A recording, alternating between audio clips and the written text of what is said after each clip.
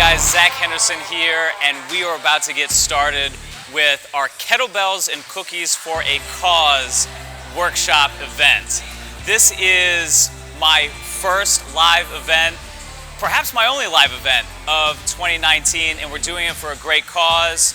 We're going to be not only going over kettlebell basics, but also learning the principles and techniques around strength, mobility, and endurance that can be applied to anything. But of course, we're using the kettlebell as our tool for the day.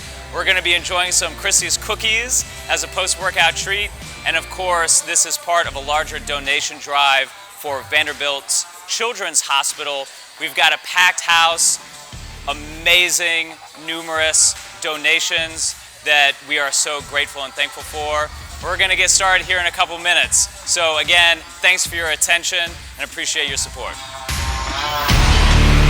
Alright guys, welcome to Kettlebells and Cookies for a Cause. The only downside is, well, we only have, what do we got, 3 hours, give or take, hopefully a little bit less. So we're going to try to condense a lot into a small amount of time. But, you know, the good thing with that is that obviously, you know, you can always follow up with questions, comments, and concerns. And if you just take one thing away from any given cert, book, conversation, workout, that's a big win, okay? And so that's always my goal whenever I walk into the gym is, can I leave with one thing that I can use theoretically for the rest of my life? Speaking of the rest of my life, my goal is to be able to physically take care of myself and my loved ones on my last day. And it is in that spirit that I approach my training and that I try to communicate and convey to anybody and everybody who I work with. So I think in a roundabout way, that is kind of what we are all here to do. Jeff, you may be the oldest guy in the room with all these young bucks. And what I hope that illuminates is the fact that you've got, if you do this smart, you've got years and years and years and years to become the strongest version of yourself, to always work on something, right? So hopefully this is just one little stepping stone in that journey. And so if you take the perspective of what's one workout in the course of like a 50-year training career, it's not really that much in and of itself. But it's also kind of like putting $1 in the bank that yields compounding interest. Because you put $1 in today, 50 years from now, might be worth 5, 6, 7, 9, 10, $100 million. I'm not your financial advisor, but you get the idea. So every thing that you do, every workout that you do has an impact. And it is up to you what that impact is. Everything that you do has a risk versus reward ratio to it. So the idea with all this stuff is let's get the most that we can out of the least amount of time, fewest amount of tools, what have you, so that you can get a head start on that, you know, goal of being the strongest guy in the silver sneakers class. Guy or gal. Right? So, what we are going to start with, we're actually, the big theme here is we're going to respect two opposite ends of the spectrum in terms of your physicality, the yin and the yang, right? The high arousal and the low arousal. So, what we're going to use to kind of measure, in a roundabout way, what kind of state your nervous system is in right now, is we're going to do a very, very basic toe touch, passive range of motion stretch. So if any of you are familiar with biofeedback techniques, this should be old hat, but I'm going to demonstrate and coach you through it real fast. It's very, very simple. All you're going to do, and just watch me first, is you're just going to put your hands on the front of your thighs and very, very slowly with soft knees, you're just going to reach for your toes, and what you're going to do is stop at the very first sign of tension, whether that's a stretch feeling in your hamstring, whether that's a little pull in your back. As soon as you feel like something is telling you that that's the end of your passive range of motion, that's where I want you to stop. Don't overthink it. This is just an experiment of n equals 1. So let's all set on up. Any old stance will do. And just slowly come on down and take note of wherever that position is for you. Some of us are super flexible and got our palms on the floor already. That's okay. So take note of where that is. Come on up. Now, what I want you to do is to get on your back. Come on down to the floor, feet flat like you're in a crunch position. I want you to just relax, put your head on back. I want you to start breathing in through the nose diaphragmatically. So if you want to, you can put your hands on your belly and really expand the belly as you breathe. So this is just a very basic diaphragmatic breathing exercise. But what we want to make sure that we do is that we approach our session today from a point of relaxation and centeredness. You may or may not have deadlifted and eaten a bunch of high glycemic donuts already today, which is fine. You may have had a late night last night.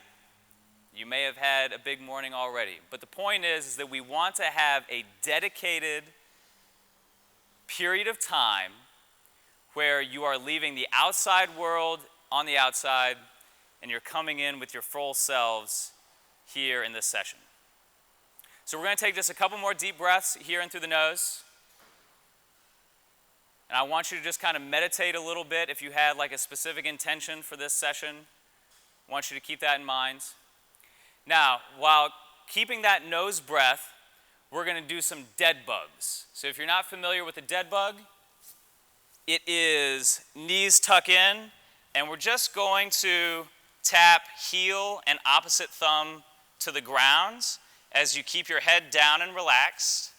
And we're just activating the core here a little bit with a crossbody pattern. Your legs don't have to be straight. You can bend them. You can have a good, healthy bend in the knee. But what I do want to make sure that you do is that you're tapping your thumb and your heel at the same time, opposite thumb and heel on the floor, and maintain that deep diaphragmatic belly breathing. The body works in pairs. It works in contralateral slings. One leg works with the opposite arm. One hip works with the opposite shoulder. That's how we're made. All right, guys, now what I want you to do is to come on up and recheck your toe touch. Really quick. Don't overthink it. And let me know if you saw any improvements. And you can come on up. Who saw big improvements? Right on. So what I would encourage all you guys to do is to start every training session with a little bit of deep diaphragmatic breathing. Who saw a little bit of improvement? Probably recommend the same for you guys too. Who saw no improvement at all? Who got worse? Occasionally that does happen. Occasionally that does happen. But the reason that we're beginning there, that is a very kind of rough way of just checking in with how your nervous system is doing. So all else being equal, if your nervous system gives you lots more passive range of motion without you having to stretch into it, well, we kind of know that that's a sign that we're progressing in a positive direction. If you ever do something in the gym and like you recheck your toe touch and you're like, whoa, I'm suddenly really, really stiff, that is a part of you that is telling you, do something else. So have we all learned a little something that we can already take away today? I hope so. I hope so. Now, it is with this deep diaphragmatic breathing intention that I want you to keep in mind through all of these drills and exercises, with the exception of a few of our explosive movements. So all else being equal, unless you got a question or unless you're giving some encouragement to your partner, I want to see those mouths closed and the breath through the nose. If you're a little stuffy or what have you, don't suffocate.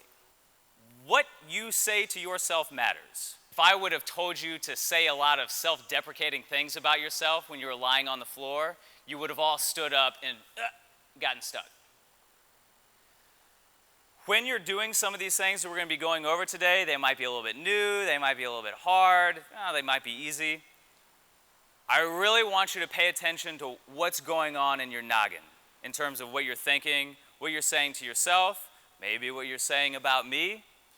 And just know that the central nervous system, in the same way that we can visualize a lemon and we start salivating, the thoughts that go through your mind have a real impact on how your body operates.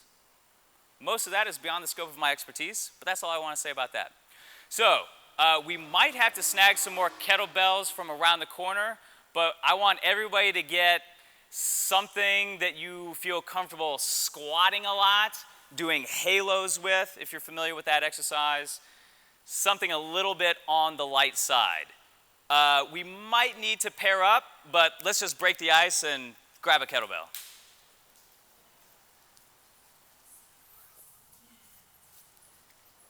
We're going to start with a kettlebell halo. So you can do this standing if you so choose. If you want a little extra hip flexor stretch, we're going to try this kneeling as well. Dealer's choice, right? I'm giving you options here depending on what you want to work on. If you are in half kneeling, keep your butt tight, keep this hip flat here. What we're going to do is grab the bell upside down by the horns, and we're going to draw a tight circle around your noggin. Let's go 5 in each direction. Trying to keep that bell nice and close. Really throwing your elbows up and over around you. And if anybody needs an extra little kettlebell, I got one. Yeah? I had no other options. Yeah, no, I get it. 5 in each direction. I want you to think about keeping a tight grip on the handle. I want you to think about keeping your abs engaged. I want you to think about using that weight to access a little deep stretch for the triceps in that rear position there. Once you hit 5 on each side, let's switch knees, because it looks like everybody wants to do these kneeling. Is everybody's weight okay? Let's do 5 more each direction on this side. Really want you to think about keeping your butt tight on this downside. All right, guys, we're going to come on up. Now we're going to squat those things. So now we're going to hold the bell by the horns, right side up. We're going to do a basic goblet squat. What I want you to do is just come down, find your deepest controllable range of motion, and come on up. I want you to do that 10 times. You want us to pry? Not yet. Not yet. I mean, yeah, you can if you want to. Just want you to get a good feel for this weight. Keeping a good tight grip on the handles. Again, I want you to think about always staying tight in those, specifically your lower abs, right there underneath your belly button. Everybody's squat looks pretty good. So all else being equal, the goblet squat is like the best squat. All right, guys, now we're going to take our block. We're going to do squeeze hip bridges. So you're going to come down, put this block right between the knees. I want you to, let's all get tight before we actually do our bridge. Everybody familiar with the glute bridge, right? So you're moving from the hip, not from your spine. So from here, keep your feet neutral. I want you to think squeeze hard, harder, hardest against the block. Then I want you to think squeeze the glutes hard, harder, hardest. Hold for a 3 count. Down. I want you to do that 5 times. Got it? Yeah. So we're getting our adductors the muscles of the inner thighs. We're getting our glutes and hamstrings, but we're doing it in a very deliberate way. We're utilizing isometric contractions to ramp up the amount of tension and effort that you can put in to every rep. Make sure your toes are pointing straight ahead. And I want you to go through that sequence with every rep. Squeeze into the block, hard, harder, hardest. Squeeze and lift the glutes, hard, harder, hardest.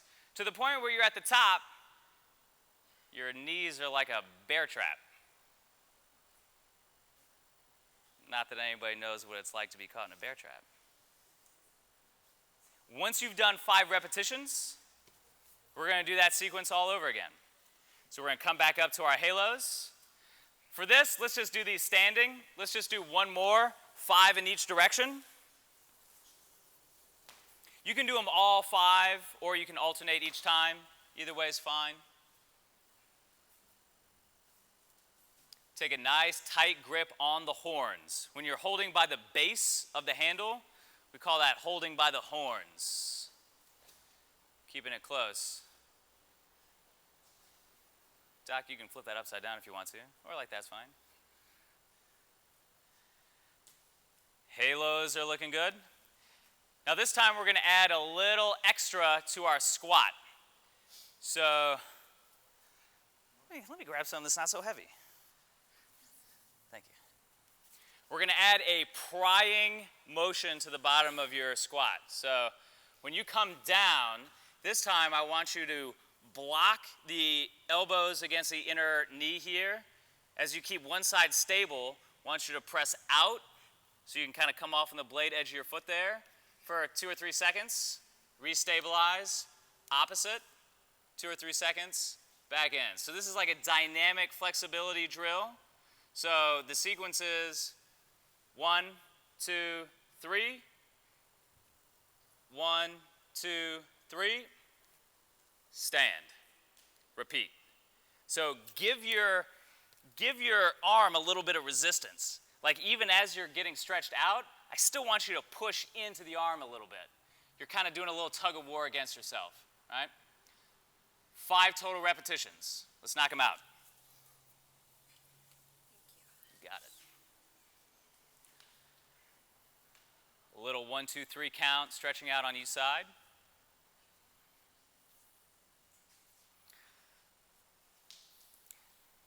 Man, y'all squats are looking good.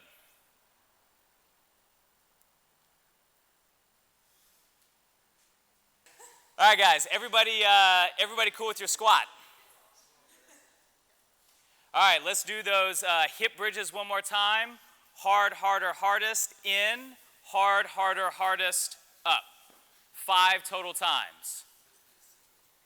Whew. It is getting warm in here. So really tapping into your glute strength, your hamstrings. If you want a little extra, you could dig your heels down and lift your toes up. That's a little variation there for you. The main thing is that you're getting a feel for how the glutes move the hips, not your low back moving your hips. One of the main themes that we're going to be doing here is tapping into some anchor points in the body. Muscles, right? So you hear, half of us are trainers in here, right? Well, maybe more than half. We're always saying, tighten your abs. Tighten your abs. Well, half the time, the people who we're talking to don't really know what that means.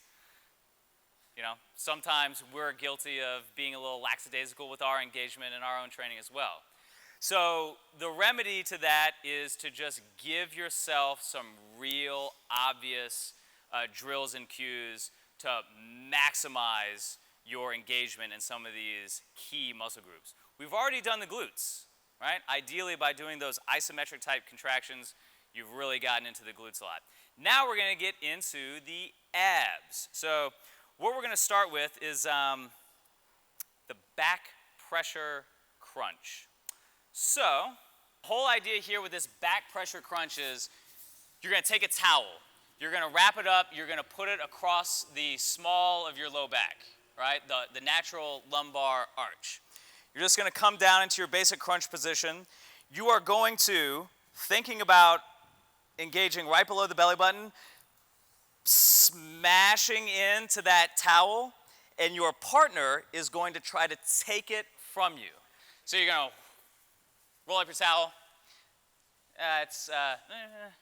You're gonna try to take it away from me. Yeah. You're gonna try to pull it away from me. I'm gonna pull it away from you. Yeah. Which way? So towards you. Towards me. So ideally, if you have a long towel, this is a lot easier. It's a little bit tricky with just a short towel. So you're gonna put in the small of your low back here. Leave just enough on the outside edge for your partner to grab a hold. John, grab a hold. I'm gonna push my abs down into the towel, and I'm gonna try to make sure he can't take it. So, all right. Pull.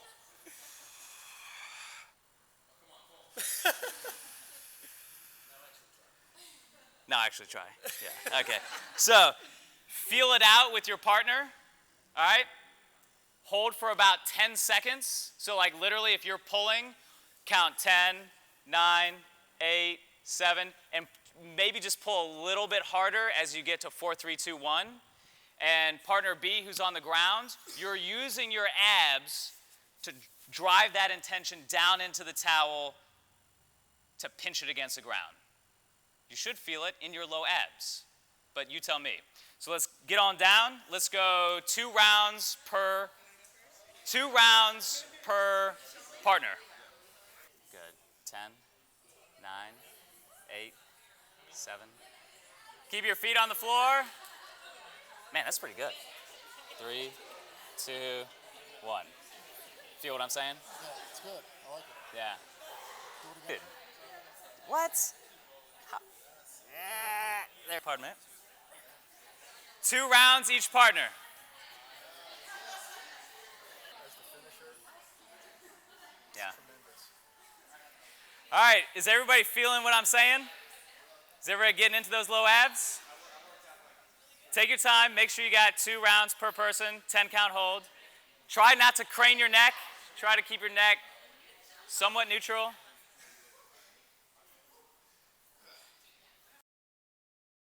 So now let's do something similar with a kettlebell. John, you want to come back on over? Bring any old kettlebell will do. So this is a partner tug of war plank. So planking partner is going to grab a hold of the bell handle in your plank position. So elbows are down, and what John is going to do is grab a hold of the body, the bell, and he's going to try to take it away from me. And pull. Keep pulling. All right, relax. Very nice. So, don't actually travel across the floor, but almost. Well, if you want to do like a little crisscross, crosstown traffic going on, pulling your partner across, by all means. It's probably just going to end up with somebody with a busted head. So try that same thing. 2 rounds, partner A, partner B, each. Hold for a 10 count. As you get close to the end, give them a little extra love. Got it? Tap into that abdominal contraction feeling. Keep your breath through your nose. Try to keep your breaths long and deep. Go for it. Keep your butt tight. Let's do it, bro. Grip tight. Abs are important. Abs are important. You can also try this with 1 arm at a time. So you don't necessarily have to grab on with both at once, which I almost asked Savannah to demonstrate. You want to just try it with 1 hand?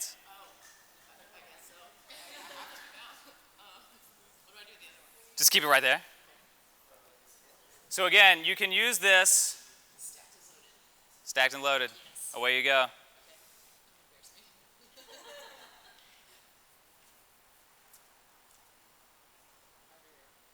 Good. Nice. So, We're just using these different ways of playing around with leverage to get into your abs. Feeling what I'm saying so far? Yes. All right, so our last main abdominal drill here, and again, these are all things that what I want you to do is the drill isn't the end-all be-all. Like the exercise is just to like go, oh, okay, I can contract in that way. So in that same way that we talked about before, if you guys are even just sitting and you put your hands out like this, imagine that your partner is pulling your kettlebell away from you. Am I the only one who's doing it? Imagine that they're pulling that away from you. And what do your abs do? Ideally, close to the same thing that they actually did in the drill. Got it? So we're building from the inside out. So, last one. Now we're going to start to involve the pecs a little bit with our core engagement here. So use some discretion, obviously, with this one. What we're going to do is stick your kettlebell right on top of your belly button. Let it sink in just a little bit. Keeping a hold of the horns, what you're going to do is you're going to combine those first two drills. So first, I'm going to think about hold the towel. Got it? Then I'm going to think about resist my partner. Then I'm just going to think about squeezing the kettlebell in like so, like an isometric pec deck.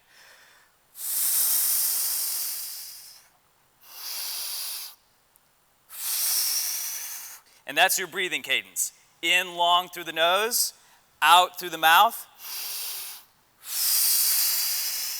like you're blowing up a balloon. So, depending on your strength, how thick your abdominal wall is, and how heavy your kettlebell is, you can actually push in a little bit. You got what I'm saying? So now we're actually loading the abdominal wall with your kettlebell.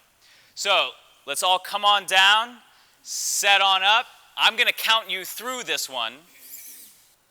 All right, guys. So kettlebell on belly button. Head relaxes back on the mat. Now, brace against the imaginary towel. Brace against your partner's imaginary pull. Now, really drive that bell into your belly.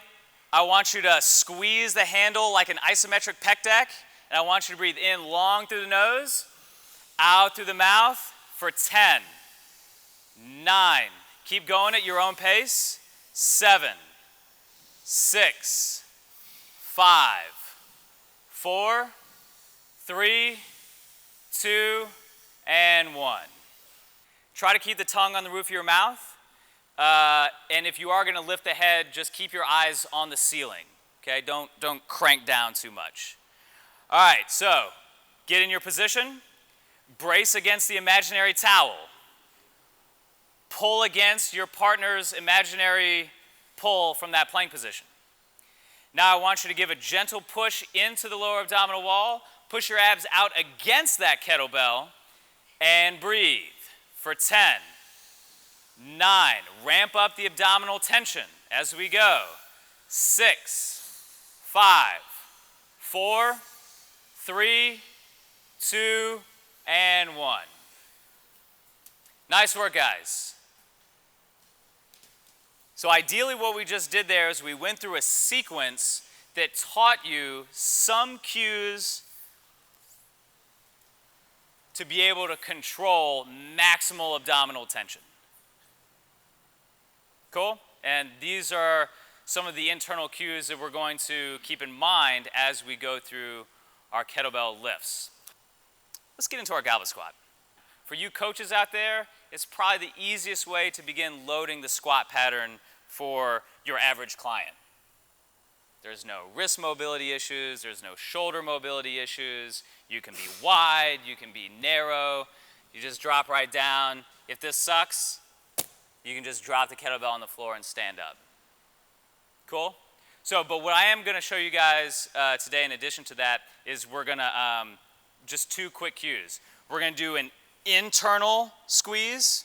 Yeah. Yeah. And an external pull. So just kind of like how we did there on the belly. So let's all stand up, grab a hold of your bell. If you want something a little bit heavier, some of you tough guys, I mean, we got a couple of 24s over there that you could probably stand to grab a hold of. So let's whip that bell up here at chest height. And just holding is not a bad little exercise. I do want to make sure that you're not resting the bell on your chest. Make sure that you're out 8 to 12 inches. All right, so from here, what I want you to do is put the squeeze into the bell. So really flex the pecs, flex the biceps, like you're trying to smash that kettlebell, pancake it against itself. And we're gonna come on down nice and slow. And hold for 5, 4, 3, 2, come up. Tuck those elbows, keep the squeeze. Come down. 5, 4, 3, 2, up. We're gonna do that one more time. Down. Keep a good squeeze. Press in. Pecs. 5, 4, 3, 2, come up. And relax. Everybody cool with that weight? All right. Everything builds off of itself. So as you're getting set up for your squat, think bracing against your imaginary Tug of War Plank, the towel, all that stuff. All right, so these little cues are eventually just gonna marinate to the point where you say, contract my abs, and whoop, all of that stuff that we were practicing in the last 20 minutes just happens and gives you this really solid brace. Now what we're gonna do is do the opposite. So we're gonna think about pulling the handle apart. Same kind of thing, want you to keep your elbows decently tucked, but I really want you to think about getting into your lats here. You really don't even have to move the position of the bell, but as you pull apart, just think about flaring the lats, almost like you're trying to pinch your armpit tight, or like your tricep against your lat. Make sense? All right, so let's try that. Let's bring the bell on up. Tight squeeze, holding just a little bit out from your chest there. And down, and we'll hold for 5, 4, 3, 2, 1. And down. 5, 4, 3, 2, 1. We're gonna do that one more time. Squeeze it, I should say pull it out, pull it away. Down for 5, 4, 3, 2, up, and relax. I've said it at least 5 times today. You guys have great squats, really great squats. Some of you guys have such good squat mobility that you can come all the way down and relax. And that's really cool, but not in the context of strength training. So for some of you guys, like, you really only need to be here. Some of you guys who can get all the way down here, that's totally cool. When you're using weight, you probably just want to shortchange that by 2 inches or so, just to keep tension around the hip. Because the last thing that we want to do is lose engagement, lose tension at the apex of a lift. Right? So if that means shortchanging your range of motion just a little bit so that you maintain tight control, especially in the squat, so be it. But again, like I was kind of mentioning before, like the kettlebell and some of the stuff in general, we're just looking at like minimalist cues, you know? So it's like, if we can clear it up just by doing this, just by holding it out a little bit farther, then let's go to town. If we can clear it up by getting a little bit tighter in the abs, then let's go to town. Beyond that, then you really start just talking about a lot more like nuanced physiology than what we can get into today. But Right. Yeah. I mean, hips could be anything from structure to, just general lifestyle stuff. So yeah, I mean, in general, like, you kind of always want to do something to get the hip flexors a little bit open, like before you crank into squats, which is why I like to do the half kneeling halo, because if you can get tight here, open this hip, and you're working, your T-spine and your shoulder stuff here. That's also why we started with the block squeeze glute bridge, because that opens your hips as you come up. And the stronger that your glutes are, the less nonsense is going to happen in the front of your hip. So in the same way that we kind of queued up the abs here, we're just going to do one quick thing for the lats. So just going to stand tall here. Make sure we're staying in that deep diaphragmatic breathing. You're going to take one hand, palm out. What I want you to do is to sandwich that pinky against your thigh and reach your hand to the ground. Do you feel your lats starting to seize up a little bit? Keep your palm forward. Now, if you need a little extra, raise that leg out and continue to judo chop into your leg. Squeeze your armpit tight, reach for the toe, or reach for the ankle there. For 3, 2, and 1. Well, let's see about the other side. Same thing, tall posture. Not supposed to do anything. Good. Good. Well, squeeze harder. That's that's actually it. Like if you're like, man, I can't squeeze this muscle harder, that's a sign that you can't squeeze that muscle harder. It's not good or bad. It's probably not optimal, but I like to avoid the whole supposed to conversation right from the bat. So from the other side, palm forward, reach the fingers down, reach for the ground. Tighten your tricep. Squeeze your armpit. Rotate your hand out. Is anybody getting the lat just right here? Good. From here, if you need to, maybe to feel it a little bit more, sometimes that angle pushing out against the hip helps. And really tuck that shoulder back for 3, 2, and 1. Was it better on the second side for anybody? About the same? Cool. But being able to tap into the lat is huge.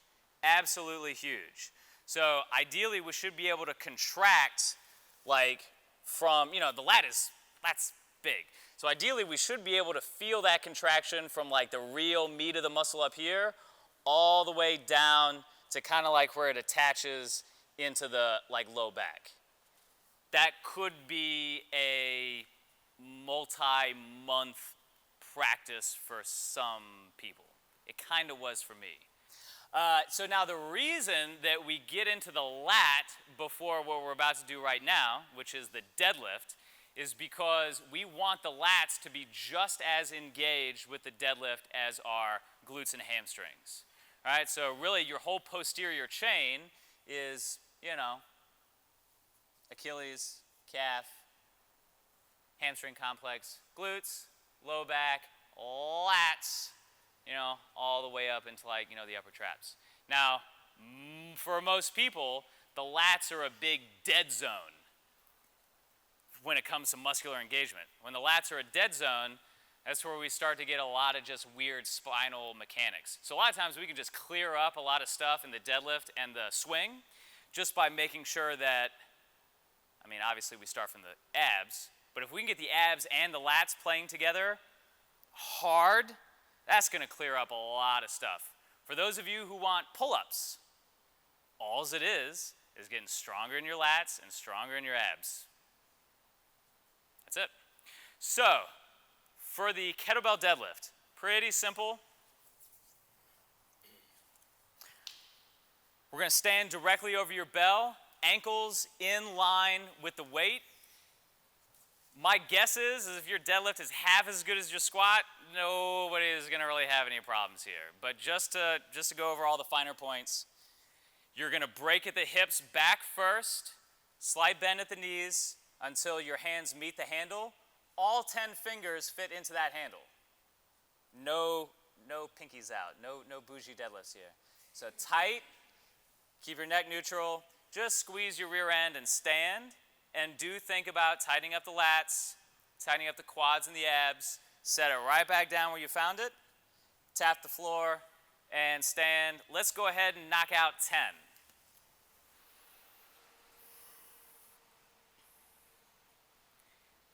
Really want you to think about standing up with tight quads, tight abs, tight lats. Honestly, if we had more time, we'd spend a lot more time on the quads. But I just want you to think about locking them out hard at the top, like you're pulling your kneecaps up into your hip. That's a good way to get into those quads there. Nice, strong, long arms. And once you hit 10, you can relax here. Everybody's weight is good. Any major points of concern? Everybody's back feels okay? So just a couple extra points here for the deadlift. In the same way, like with the squat, how we were thinking about squeezing in and pulling away in order to contract like the pecs and the lats, we can do kind of that same thing here in the deadlift to really get into the lats. And that is the cue of trying to break the bell apart, trying to pull the handle like that, like bend it. So you can see, just by doing this motion, I'm getting into my lats there. I'm internally rotating the arm, and that really helps to fire up the lats. So when you're doing that against an immovable object, like a kettlebell handle, ideally we're looking for making up the difference with tension in the lats. So I'm going to kind of dramatize this a little bit, but when you're setting up here, this is loose shoulder, and then this is breaking the handle apart.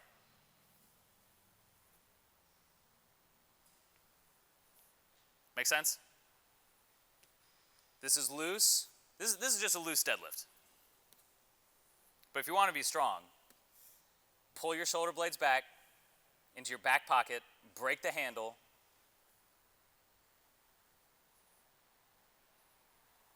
and go to town. Does that make sense?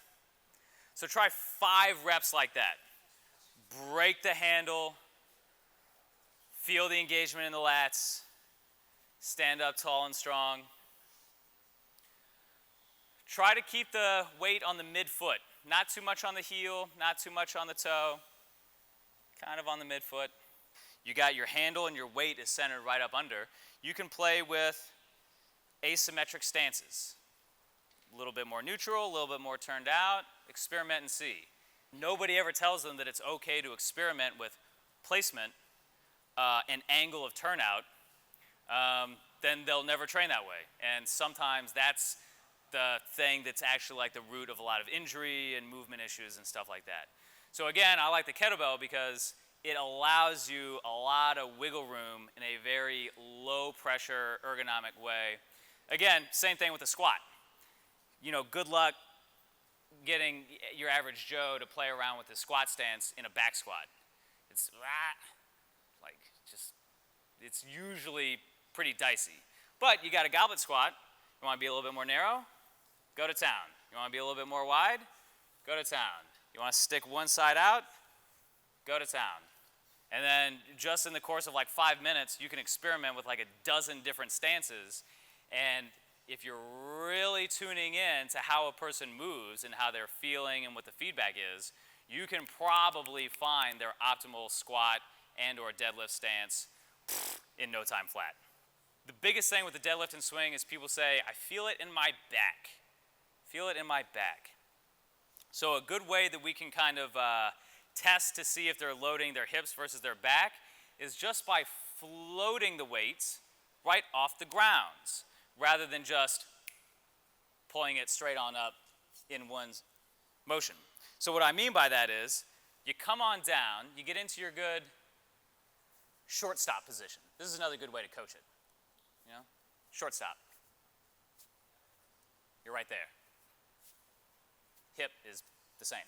So from here, break the handle apart, tighten up the lats, and then I want you to float the weight 1 inch off the ground. Does that make sense? If you feel this a lot in your quads, glutes, hamstrings, you're probably going to feel this most in your quads because it's such a deep position here. You know that you're in a great setup. You know that you're in a great wedge. If, on the other hand, your person sets up, because this isn't going to be you, you float and you're like, oh, my back is where I feel it, or my back is getting tired, then you know that wedge position, that setup is off. That's, again, where you can experiment. So you can say, all right, let's get a little bit lower with the hip, or let's experiment with turnout, or what have you. So the deadlift float is an amazing exercise in and of itself. So let's set on up with the deadlift. Grab a hold tight, come down to your wedge, and we're just going to float it for a 10 count. So squeeze and float just a couple inches off the ground. Keep that tight grip on the handle. Break the handle. Keep into your lats. And you can experiment. You can raise your hip a little bit here. You can lower your hip a little bit here. Find that angle that works for you that allows you to keep the tension where you need it. For 5, 4, 3, now let's stand up with it and lock your glutes hard and down and relax. Everybody get what I'm saying there? Let's try that one more time. Set on up, float just a couple inches, tight grip, break the handle. 5, 4, 3, 2, and 1. Nice, and down. Let's get into the swing. Swing from a hip standpoint is exactly the same as a deadlift. Hip goes back, hip goes forward. All right? So all the motion is coming from the hip hinge. So, has anybody not swung a bell before? Sweet. All right. So just a couple points of technique here. You want to stand about an arm's width, back from your bell, because when you set up in that hike pass position, that's about where you want to be. So for the two-handed swing, just take that step back from behind your bell. Get into your deadlift position, that short stop position. You're going to grab a hold of the bell. You're going to cock it back, lock into your lats, and then I'm going to demonstrate the hike pass and set. Hike pass, high up into the hips, like you're hiking a football, right? So, pecs and lats, move the weight. Set, pull, set, minimal movement here. Set, pull, right back where you found it, pull, right back where you found it. Let's try that 5 times. Think lats.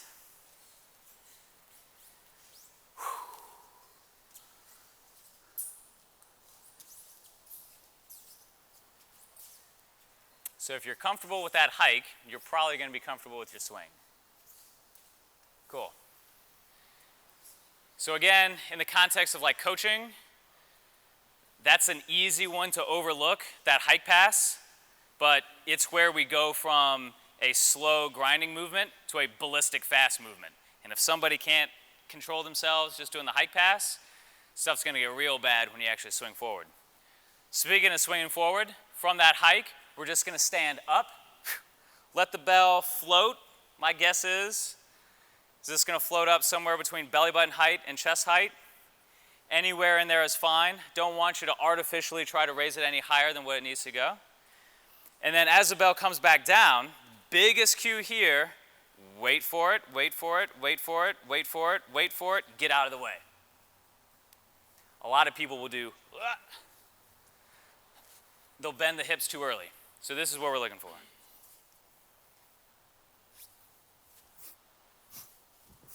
In, out.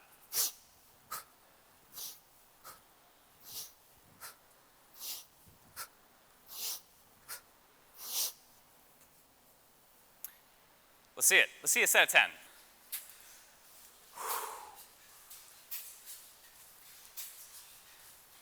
Really good looking swings. Cool. All right, so on our next set, what I want you to think about at the top is that abdominal brace. So when you've locked the glutes and you're here, think about whatever one of those cues gave you the best abdominal contraction, that's what I want you to think about. So whether it's, whoop, towel in the back, or whether it's kettlebell on my belly, or whether it's pulling against my tug of war partner, experiment. But in addition to a maximal lockout with the glutes, the second most important thing that we're looking for is a maximal contraction of the abdominals at the top of the swing. In general, now there's a lot of ways you can play around with breathing for the swing. But a good place to start is in through the nose as you're loading, out through the mouth as you're exploding. So.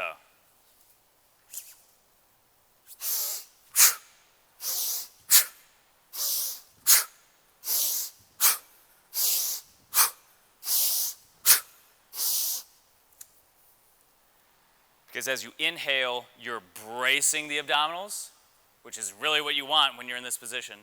And then you're exhaling with the hip extension, with the explosion part of the movement. To be fair, there's reasoning to do it completely the opposite. There's reasoning to do it with only nose breathing. So again, I would encourage you to experiment, but for the sake of simplicity for today, try to just do that as best you can. So not only will that inhale help brace the abs, or that you can even count 1, 2. That will help kind of solidify everything.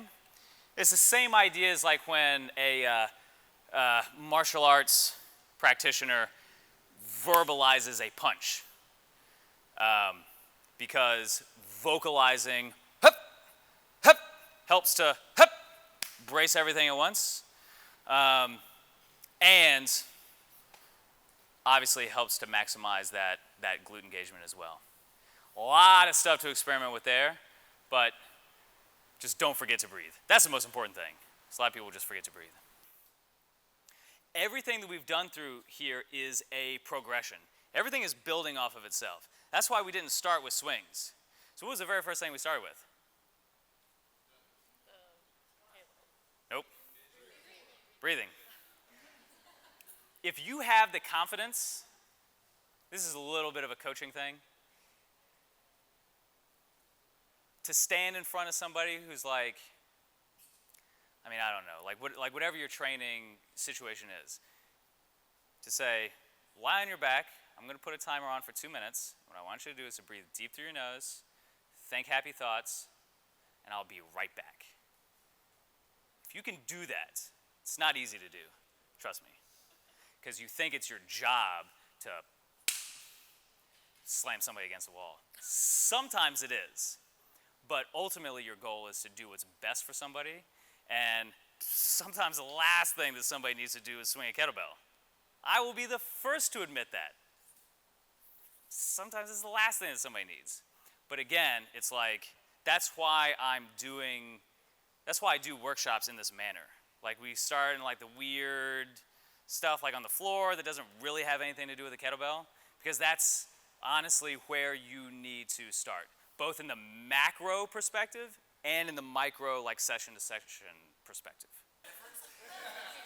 Yeah, so in American swing, you're going like this. Russian hardstyle swing, you're going like this. Honestly, it's just a matter of what's the intention behind the exercise. So if you can swing a bell higher than chest height,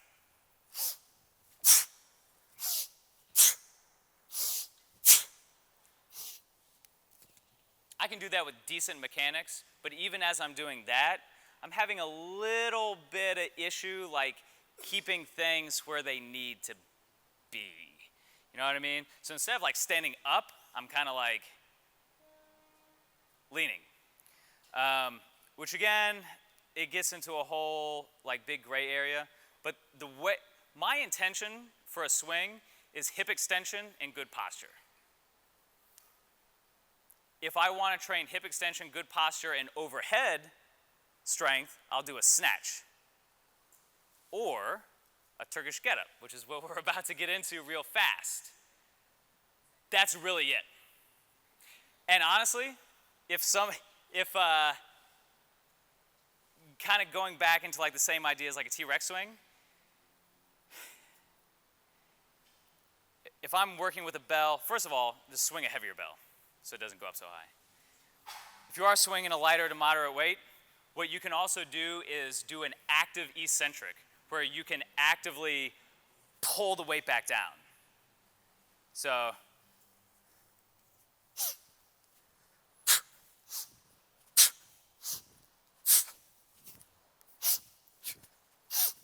I don't know if you can really tell that that's happening, but when it's floating here, I'm pulling it back. That's another really good tactic for strength training is overspeed eccentrics.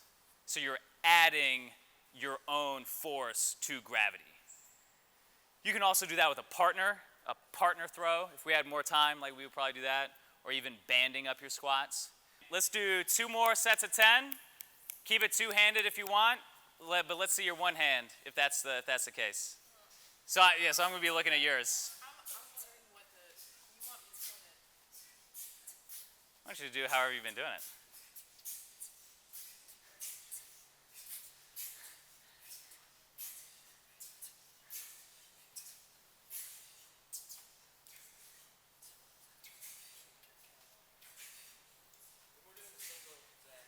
Keep going. Keep going. You're coming too close to me. I know, I need to watch out. Keep going. Pop it to me. Stand up. Pop it to me. Stand up. There you go. There you go. Deep hip. Don't squat it. Throw your hips back. 3, 2, 1. Everybody know what I mean when I say sweeping the floor? Some of you guys are like squatting it. You want to keep that bell high and tight into the groin area. Make sense? So like ideally, your hand never goes below your knee. Watch how high I keep this handle. Right down the zipper line.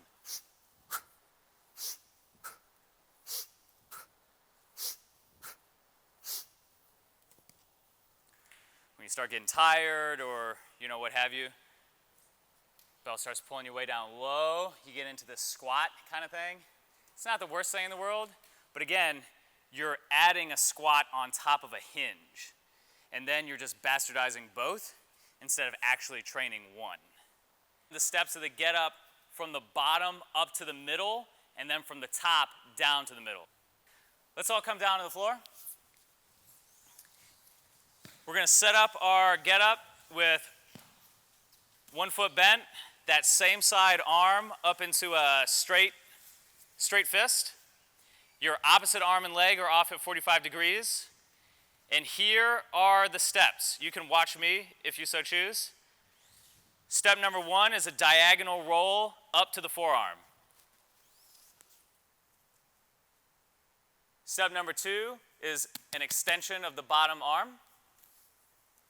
Step number 3 is a diagonal hip bridge. So I'm pushing my hips off to the side, not straight up, off to the side.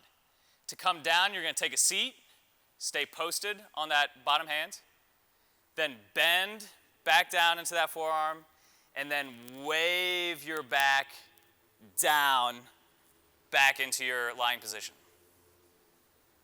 Let's try that on the other side.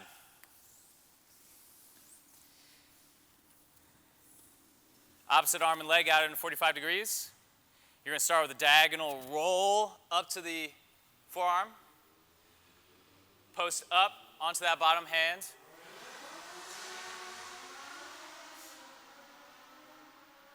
You're strong through that bottom arm because that's going to support you when you diagonally raise your hips off to the side. Keep your eye on your fist. Take a seat. Back down to the arm. Wave yourself back down to your back. Any questions on those 3 steps? Can somebody toss me a yoga block? We're gonna, before we use any weight, which we might not even, some of you may not even need to use any weight today, we're gonna test your balance with a block. Fist, not hang loose. Fist is gonna be your balance point here for this yoga block. Again, just check me out first. Arm, post, bridge, sit right back down to the arm, slowly back down to your back, and you might lose it, like I just did, but that's okay. Yeah, the fan too. Try 3 on each side. And holler if you need, switch your feet. There you go. Holler if you need any pointers, if you get stuck. That looks good. Solid. Right here. I don't know if this arm. So I just like, see? Oh yeah, like collapsing it in. You just want to create a little bit more space. So when you're here, get a little bit of a tall and so that you end up how you started. Okay. Yeah, I feel like I'm coming down. Yeah, right. Because you deadlift 650.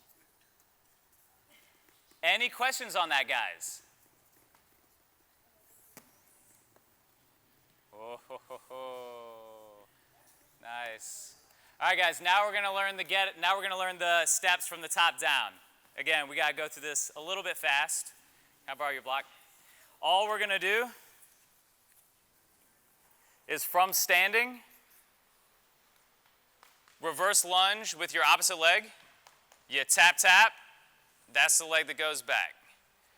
From here, this is where it gets a little bit dicey.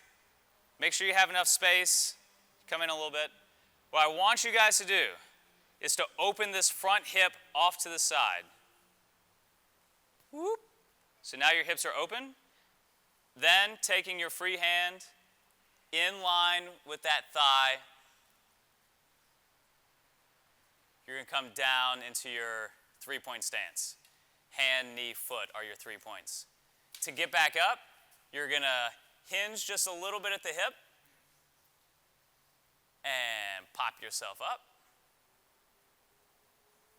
Notice that as I come up, my eyes go back to neutral. I'm seeing stars a little bit because I looked at that light for too long. Square your hips back up into your lunge and stand. So the only real rule of thumb there is that when your free hand makes contact with the ground, your eyes go up to the weight. When your free hand comes off the ground, your eyes come back to neutral. Same thing, let's try that 3 times per side. Holler if you get stuck or if you need a pointer. Yep, there you go. Be cognizant of where you're stepping. Watch your neighbor. Watch a bell or a block that's around you. Yep. Mm-hmm. Yep. You can just switch your arm. Hand right here. In line, so right about there. So you got hand, knee, foot. Make sense? Yeah. Good. And then sit down on it. Just a little bit? Okay. So once you've opened the hips, right in line. Yep. Guys, the tendency is to want to reach behind you. We've got 2 instructors and a room full of soon-to-bes. Cool. All right, guys, any questions? So those are the first 3 steps up and the first 3 steps down. If we had a little bit more time, you know, if this was a 3-day seminar, we'd do everything in the middle, but no time for that today, unfortunately. We're going to go over one more skill. We're going to take a quick break, and then we're going to put all this stuff together into a training session. So the last skill that we're going to go over is the bottoms-up position.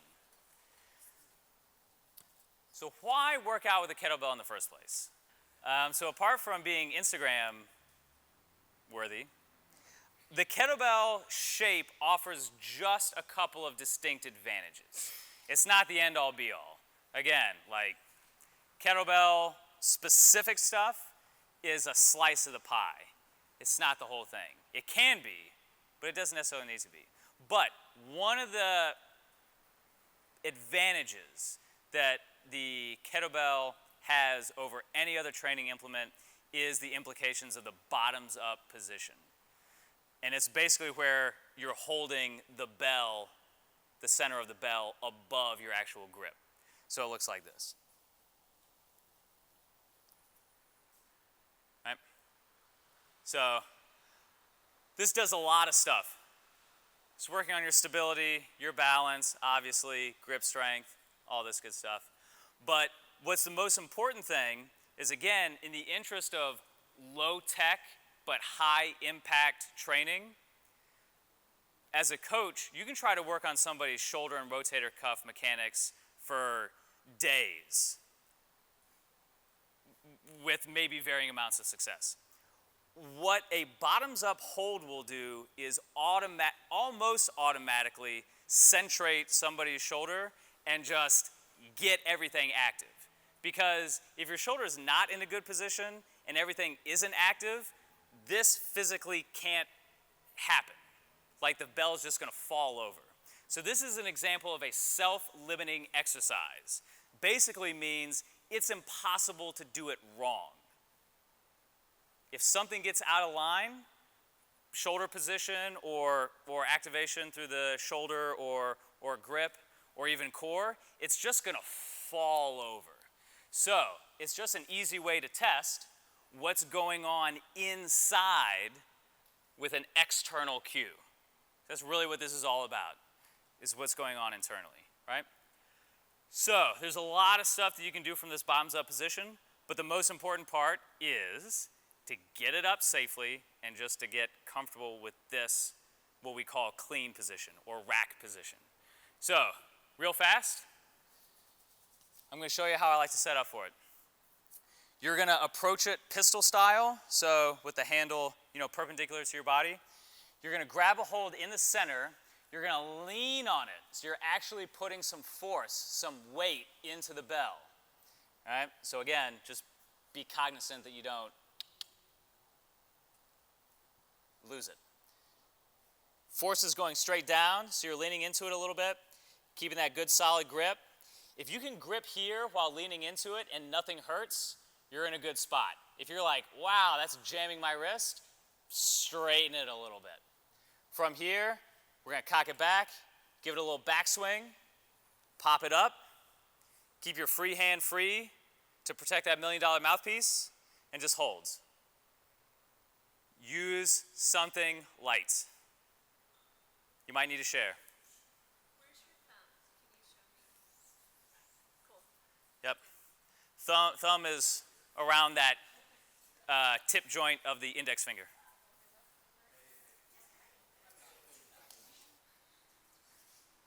Keep your eye on it. Yep.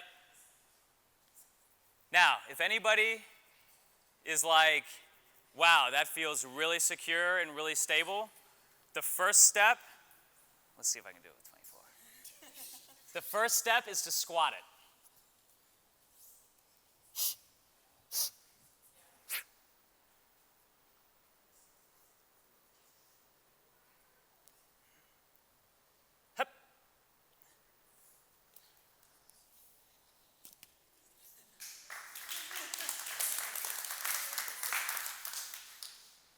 If you practice that for 8 years, you could do it too. Try a squat if you're secure with it. If not, just try a couple more clean and holds. You could also just march in place while holding the weight. Lots of options. Now, just a couple more things. Again, there's a lot of cool stuff you can do with bottoms up. I'm going to use a 12. We're going to go over just 2 more things. And a lot of you guys got it, really, really good. Some of you guys who are doing 12 to 16, I want you to find something even lighter and try a press. So, same thing. Now for a press, again, think about all the points. Your breath, number 1. Glutes, abs, lats, keeping your eye on it. Press, keep your free hand free for safety. Keep your eye on it.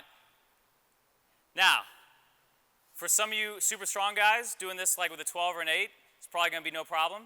If you want to go a little bit heavier, or for some of you who are still at a 12 or an 8 as your working weight, stellar thing to do is just a quarter press. Whoop. And holds. Make sense? Where's Savannah? Ah. If you're a super stud, you can partner up, and you can say, stop.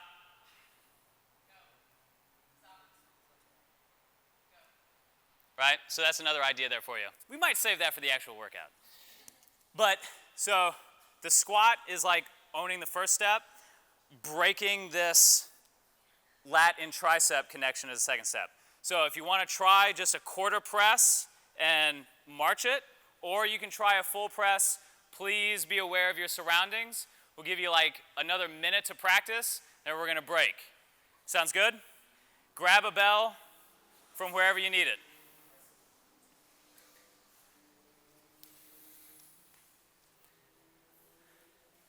Very nice. There you go, Jeff. Smooth. Real smooth.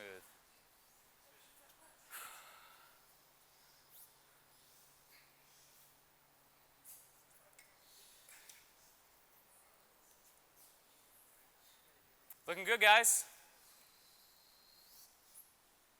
Damn, what's that?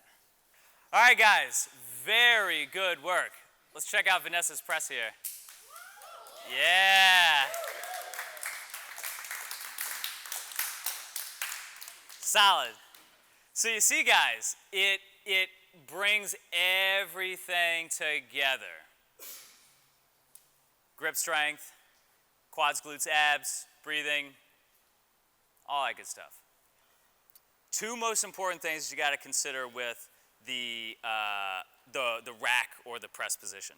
Number 1 is you don't want a broken wrist position. Imagine trying to punch somebody like this.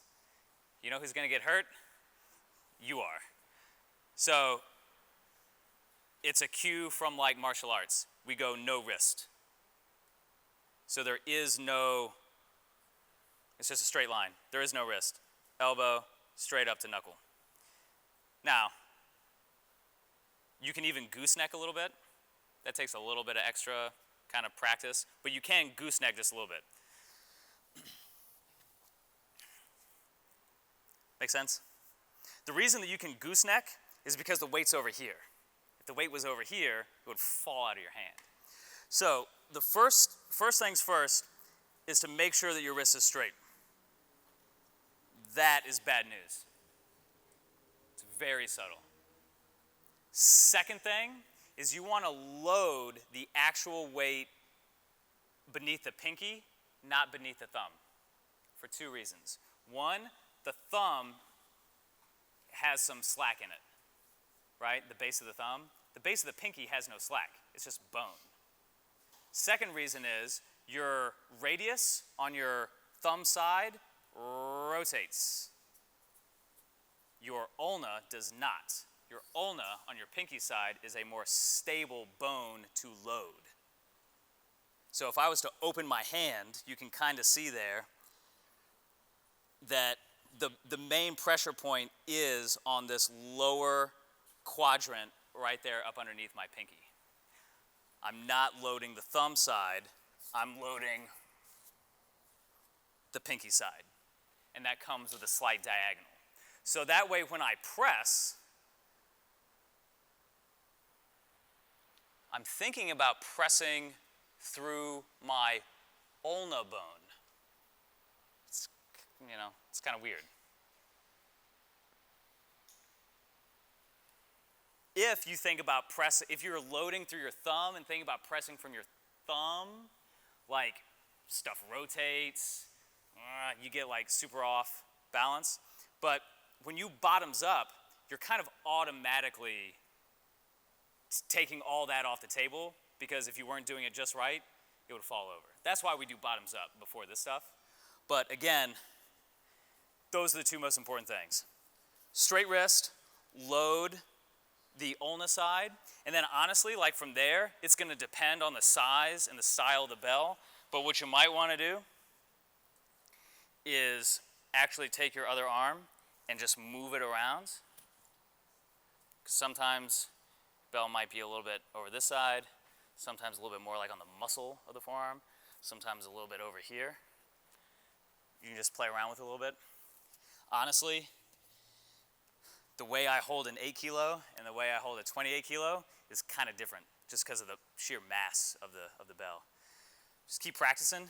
Honestly, what you can do is just take a sock, cut a sock and just make a sleeve. Or there are kettle guards made for that, that are totally cool. Because even when you get all of your technique just right, it's just like anything else, man. When you're lifting weights, like iron against skin, it's just stuff is gonna not feel good. And if you're not into having calluses on the top of your forearm, then yeah, just get a kettle guard or like a sock sleeve situation, and go from there. And that won't really mess with your mechanics or anything from there.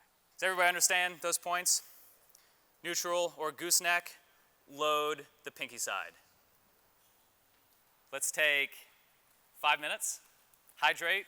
We're gonna do a little workout session, get some cookies, and the mark of superior athleticism is being able to access 100% intensity and 0% intensity, and being able to switch between them, and being able to access the entire spectrum. If there's one thing that I'd say that's the biggest downfall in kind of modern, the way that fitness is approached in modern days, is it's kind of one speed. And what we don't get is an opportunity to access and practice things at ends of the spectrum. So, we're gonna do a training practice, a practice routine. I don't want you to think of this as a workout. I want you to think of this as practice. We're talking about practice. And when you practice, you're thinking about, you're being intentional with what you're doing. You're not turning your brain off. You're thinking about what you're doing. You're thinking about, maybe why you want to work out in the first place. Right? Again, if your why is strong enough, that's probably something that you should remind yourself of every time you darken the doors of a gym. Or maybe it's something as simple as, I need to feel my abs harder when I'm doing this, or I need to feel my glutes harder when I'm doing that. Whatever it is. But what I want you guys to have is a certain intention with every set, with every exercise. So we're going to take bits and pieces of all the stuff that we went over today, and we won't even fool with music. Play your favorite song in your head. I'm a big fan of training in silence. You're here for the experience, right? You're here for the experience. So what we're going to do is go back and forth between getting really pumped and getting as tight as possible, and also matching that with total diaphragmatic breathing, no mouth breathing, no fast movement, very, very slow and intentional exercise. And we're just gonna lather, rinse, and repeat between those. So we're gonna go from high to low, high to low. Sounds cool? So this is gonna be a little bit tricky with, the nature of how many people we have and how many kettlebells we have, but this isn't a timed workout, like we don't all have to start and stop at the same time. So please share your bells, be generous with your partner. Always, always, always. Now that we have towels and kettlebells and water bottles and blocks all over the place, watch where you step, watch where your head's at, watch where your neighbor's head is, watch where your feet are. And by all means, explore the space. What we are gonna start with are our high intensity exercise is we're gonna do a squat. Your choice. You can do a bottoms up squat, or you can do a pull or a push squat. Does everybody remember? Pull, push against the handle, or bottoms up.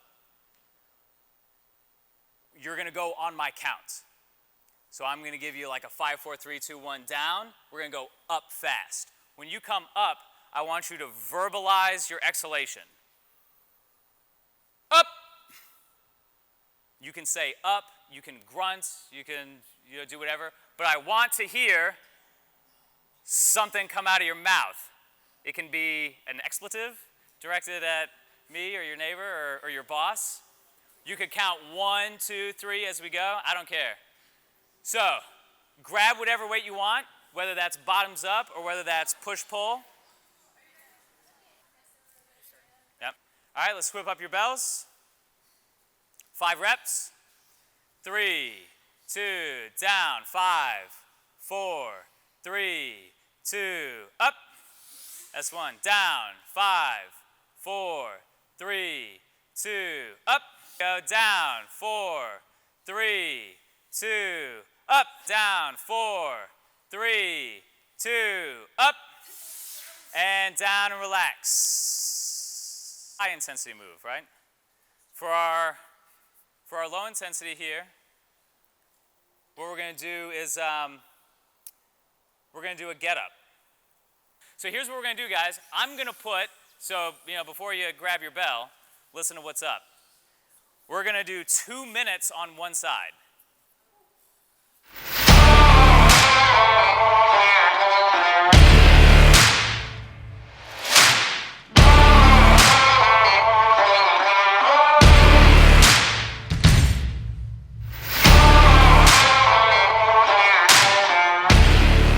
I should say the goal here is not 10 swings. The goal here is 10 hip hinges. You swing.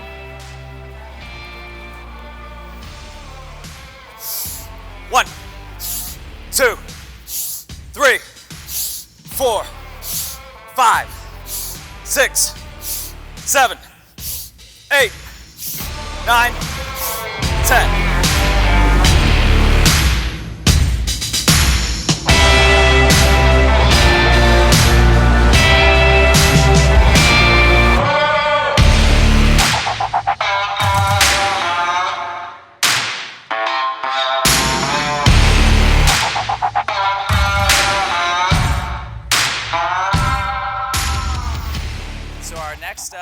Our next parasympathetic low arousal exercise is we're going to do a suitcase carry.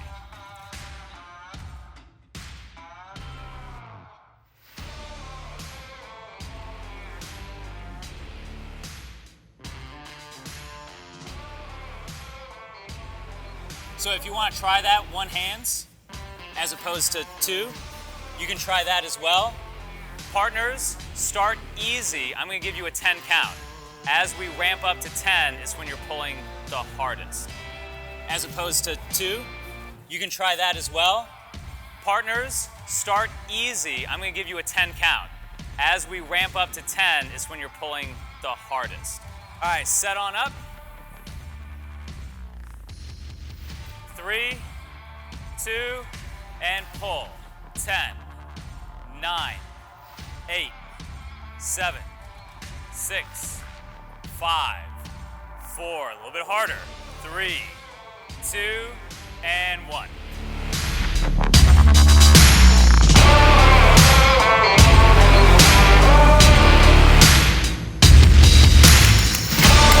Nice work, guys. Great work. Well, there you have it. Kettlebells and Cookies for a Cause is a wrap. What a fantastic group of athletes that came out. Honestly, nobody really had any major points of technique that needed changing. So what we really got into were a lot of the subtleties, a lot of the details that go into each and every lift. We did a lot of fun stuff. We did a workout that was a little left field. These guys took it to the next level. Couldn't be happier with how it went, and really just for the general attitude of everybody who showed up. So again, whether if you were here, whether you're watching at home or you're donated, want to say a big word of thanks, and hopefully you'll learn something that you can take into your training that will help you for the rest of your life.